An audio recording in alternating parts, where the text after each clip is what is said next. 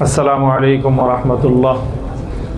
আলহামদুলিল্লাহি রাব্বিল আলামিন ওয়াসসালাতু ওয়াসসালামু আলা সাইয়্যিদিল আমবিয়াই ওয়াল মুরসালিন ওয়া আলা আলিহি ওয়া আসহাবিহি ওয়া মান তাবি'আহুম আজমাইন ওয়া বা'দ। সম্মানিত সভাপতি, উপস্থিত আজকের এই ইফতার মাহফিলের প্রধান অতিথি, অন্যান্য অতিথিবৃন্দ, বাংলাদেশ নিজামী ইসলাম পার্টির বিভিন্ন স্তরের দায়িত্বশীল ও সম্মানিত সুধীবৃন্দ, আজকে আমরা অত্যন্ত সুন্দর এবং নিরাপদ পরিবেশে ইফতার করার জন্য একত্রিত হয়েছি। ইফতারের আয়োজন চলছে, বাহারি খাবার, নানা রকম আয়োজন আমাদের খাওয়ার জন্য, ইফতারের জন্য আমাদের সামনে পরিবেশিত হয়েছে। ঠিক এই সময়টায় আমাদের মুসলিম বিশ্বের বিস্তীর্ণ অঞ্চল জুড়ে আমাদের ভাই বোনেরা, তারা যেই নিরাপত্তাহীনতায়, চরম আতঙ্কের মধ্যে দিনাতিপাত করছে, প্রতিদিন সেখানে মানুষের রক্তে আল্লাহর জমিন রঞ্জিত হচ্ছে।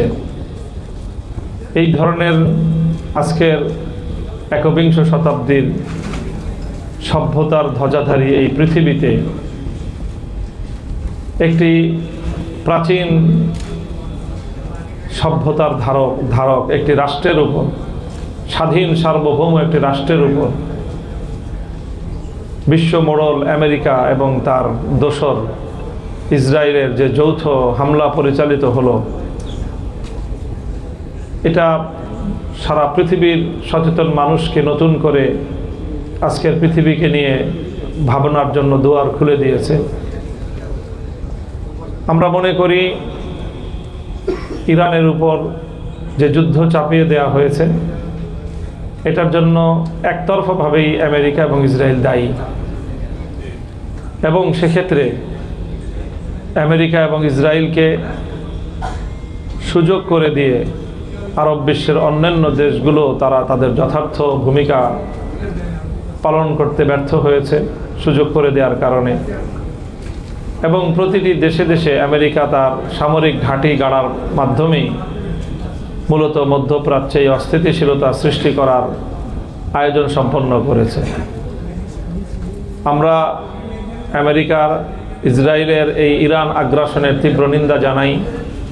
আমরা মনে করি গোটা মুসলিম বিশ্বের পক্ষ থেকে এখন আমেরিকা এবং ইসরায়েলের এই সন্ত্রাস এবং তাদের এই বর্বরতার বিরুদ্ধে বিশ্ব মুসলিম সোচ্চার হওয়া দরকার, জাগ্রত হওয়া দরকার, ব্যাপক বিক্ষোভ হওয়া দরকার, এবং আমেরিকার জনগণকে আমাদের বিশ্ববাসীর পক্ষ থেকে আহ্বান জানানো উচিত যেন তারাও ট্রাম্পের এই স্বৈরাচারী, এই বর্বরতার সিদ্ধান্তের বিরুদ্ধে আমেরিকার শান্তিকামী মানুষ যেন তারা রাজপথে নেমে আসে।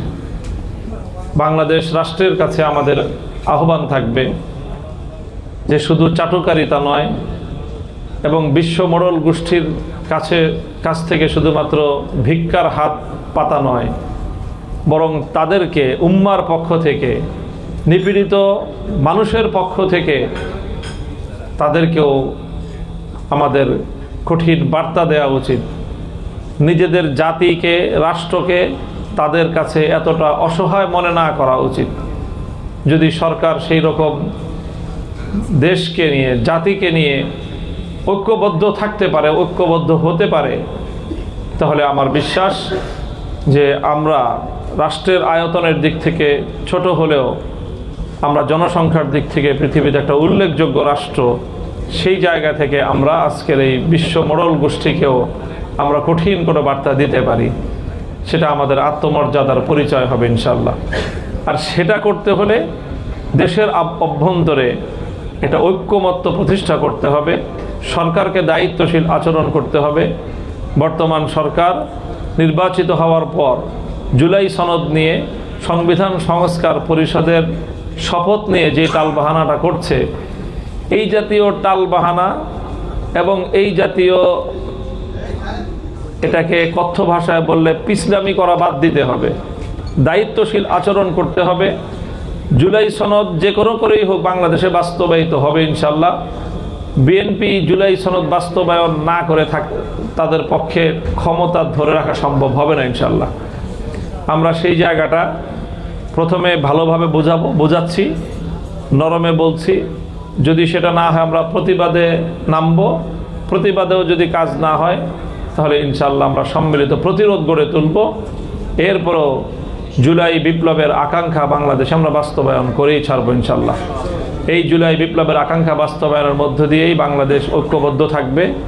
বাংলাদেশ শক্তিশালী হলে আমরা জাতীয়ভাবে আন্তর্জাতিক ইস্যুগুলোতেও আমরা মজলুমের পক্ষে, মানবতার পক্ষে আমরা ভূমিকা পালন করতে পারবো ইনশাল্লাহ। আমরা সেই প্রত্যাশা ব্যক্ত করছি। ওয়া আখিরু দাওয়ানা আলহামদুলিল্লাহি রাব্বিল আলামিন। আসসালামু আলাইকুম ওয়া রাহমাতুল্লাহ।